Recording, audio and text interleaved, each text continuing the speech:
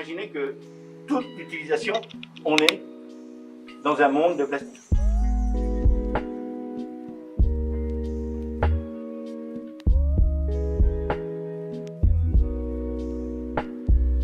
Le plastique a beaucoup d'avantages. C'est un matériau, le troisième matériau le plus fabriqué après l'acier et le ciment.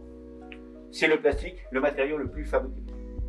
Donc, on l'utilise au quotidien. L'idée, c'est pas de dire, pour nous, actuellement, de dire stop, halte au plastique, parce que qu'est-ce qu'on met à la place?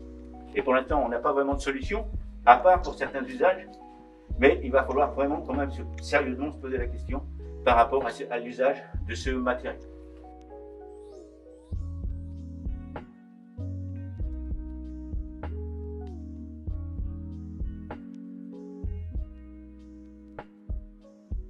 Quelles sont les voies d'arrivée du plastique en mer?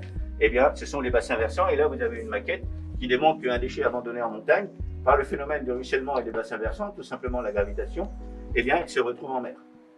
Donc, abandonner un déchet dans la Mayenne, ici à Château-Gontier, peut se retrouver après dans l'Atlantique très facilement. Donc, même à Château-Gontier, vous êtes concerné par la pollution par les déchets plastiques en mer.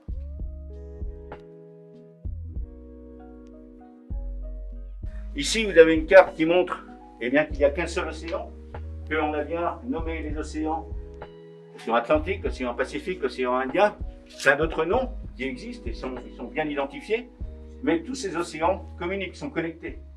Et il y a, à la fin, il n'y a qu'un seul océan, c'est l'océan mondial.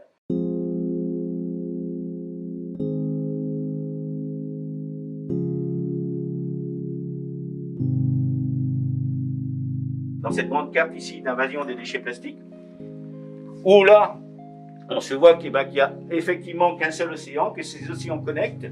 Et là, on a identifié, dans le cadre de la pollution par les déchets plastiques, vous avez dû en entendre parler, 5 grands gyres, 5 grandes zones d'accumulation de déchets qui s'accumulent par le phénomène des courants, tout bêtement, et dont le plus grand est celui du Pacifique Nord, celui-ci, celui appelé injustement 7e continent. Mais c'est celui-ci dans le Pacifique Nord qui est le plus conséquent. Donc, en fonction des couleurs, des concentrations, ce sont des zones qui démontrent un petit peu la quantité de débris plastiques qu'on retrouve dans ces zones.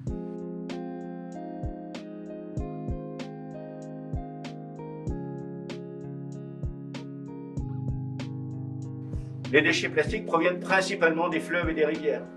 Et notamment, actuellement, les données informent que principalement les fleuves concernés sont les fleuves en Asie, ce qui paraît logique puisque la consommation actuelle se développe énormément dans ces pays. Donc tous ces déchets arrivent par les fleuves, et il y a plusieurs grands fleuves, et nous qui travaillons principalement en Méditerranée, on est très concernés, notamment par le Nil qui a le plus gros bassin versant du monde, donc en milliers et milliers d'hectares. C'est pas rien. Donc avec plusieurs pays évidemment qui sont des bassins versants du Nil et qui après se rejettent en Méditerranée.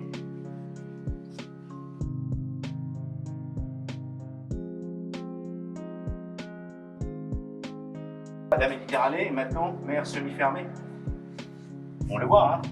Les eaux arrivent par Gibraltar, par le dessus, et repartent par le dessous. Donc, c'est la seule entrée. Et là, toutes les eaux, tous les déchets qui arrivent, des différents bassins versants, eh bien, se retrouvent enfermés. Donc, ils se retrouvent au fond de la mer où ils circulent un petit peu partout. Et donc, les déchets plastiques ne connaissent pas de frontières. Et nous, notre position, c'est de dire, eh bien, si on veut trouver des solutions en Méditerranée, il va falloir travailler avec l'ensemble des pays riverains. Sinon, ça ne servira pas à grand-chose, car actuellement, effectivement, il y a beaucoup d'initiatives qui se passent au niveau des pays de la rive nord. Donc, il y a la stratégie plastique avec l'Europe, mais également, chaque pays met en place des initiatives pour gérer ses déchets plus ou moins bien. Mais si les pays de la rive sud ne sont pas associés, et si on ne les soutient pas, ça ne servira pas à grand-chose, parce que les déchets, comme je disais, ils ne connaissent pas de frontières, donc ils se circulent. Là, il y a le courant algérien qui remonte le courant liguro-provençal et tout ça, ça fait le tour. Donc les déchets de la rive nord vont vers la rive sud et tout ça, ça tourne, ça tourne. Pareil pour le bassin oriental. Donc là, on est confronté vraiment à un problème où il va falloir travailler sur l'ensemble du bassin et donc des bassins versants. Je reviendrai par rapport à des initiatives qu'on est en train de mettre en place actuellement avec l'association à ce sujet-là. Donc là, vous avez des informations sur les 9 pays qui rejettent le plus de déchets plastiques en Méditerranée et en tonnes par an. L'Égypte, ce qui paraît logique, puisque Nous avons un bassin versant avec le Nil qui est le plus conséquent. On l'a montré tout à l'heure. Et dans l'autre carte aussi, vous avez la Turquie en deuxième, l'Italie. Et la France, malgré toutes les initiatives qui se mettent en place, qui est la France qui est ex aequo avec l'Espagne, la Grèce, le Maroc, la Corse et la Tunisie, avec 10 000 tonnes par an. Et 10 000 tonnes de plastique, c'est pas léger, hein, le plastique, c'est pas très lourd. Hein, donc, ça fait du volume, ça fait beaucoup de déchets.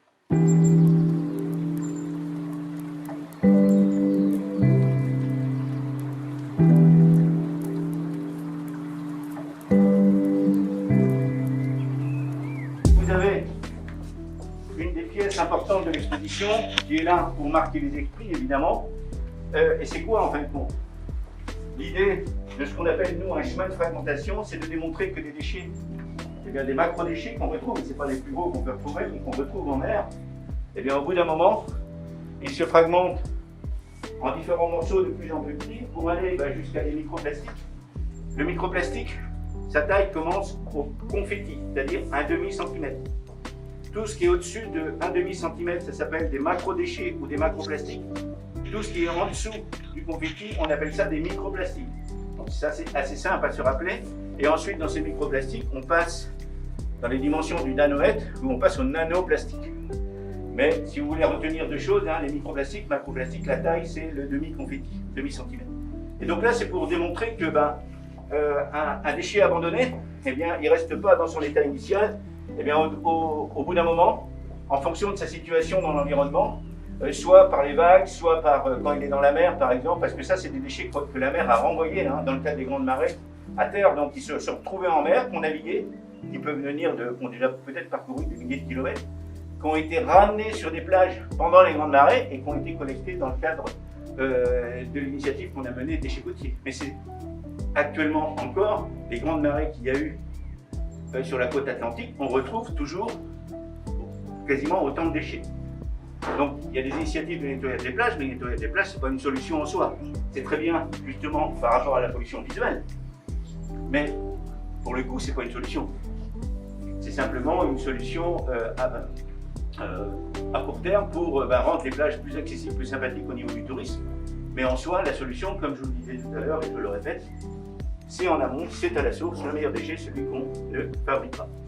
Donc là, c'est pour montrer que des gros déchets eh bien, deviennent des petits déchets et que quand vous prenez un gros déchet, quand il se transforme en plein de petits morceaux, ça devient des milliers, des milliards de microplastiques qui se retrouvent partout dans l'océan.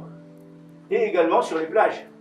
Et là, difficile à les ramasser parce que quand les personnes, les associations font des nettoyages de plage, eh bien effectivement, ils ramassent les plus gros, mais après les micros, ils ne peuvent pas les ramasser évidemment.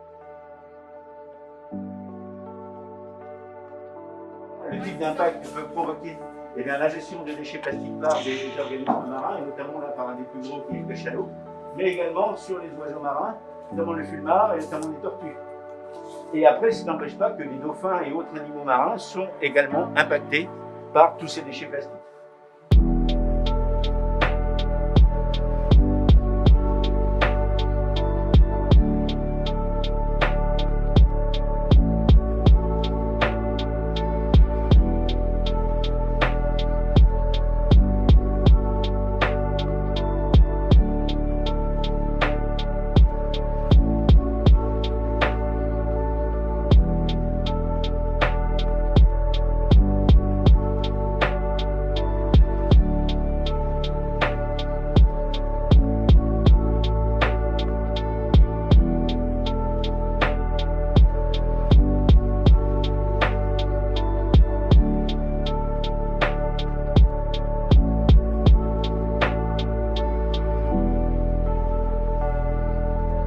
Le meilleur déchet, celui qu'on ne fabrique pas.